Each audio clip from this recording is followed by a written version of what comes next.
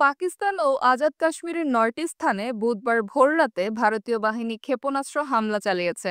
এসব স্থান থেকে ভারতের বিরুদ্ধে হামলার পরিকল্পনা করা হচ্ছিল বলে দাবি করেছে ভারত। হামলায় অন্তত ২৬ জন নিহত হয়েছে বলে দাবি করছে পাকিস্তান কর্তৃপক্ষ। এছাড়া আহত হয়েছেন ৩৫ জন। বুধবার এক প্রতিবেদনে সংবাদ মাধ্যম রয়টার্স এ খবর জানিয়েছে।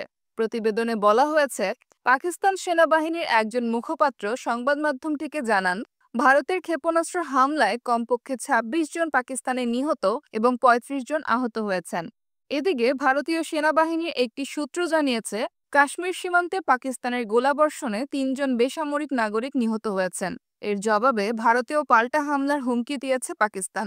এই ঘটনায় পরমাণু শক্তিধর এই দুই প্রতিবেশী দেশের মধ্যে পরিস্থিতি আরও উত্তপ্ত হয়ে উঠেছে। পাকিস্তানের প্রতিরক্ষা মন্ত্রী খাজা মোহাম্মদ আসিফ সংবাদ মাধ্যমটিকে বলেন, ভারত সব বেসামরিক লক্ষ্যবস্তুতে হামলা করেছে, সেখানে কোনো জঙ্গি শিবির ছিল না। ভারত তাদের নিজেদের আকাশসীমা থেকে ক্ষেপণাস্ত্র নিক্ষেপ করেছে। সন্ত্রাসীদের শিবির লক্ষ্যবস্তু করার ভারতীয় দাবি মিথ্যা। পরে তিনি রয়টার্সকে জানান, পাকিস্তান ৫টি ভারতীয় জেট বিমান ভূপাতিত করেছে।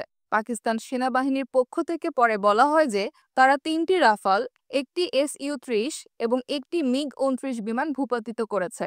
পাকিস্তানে হামলা চালানোর পরেই কেবল বিমানগুলোকে লক্ষ্যবস্তু করা হয়।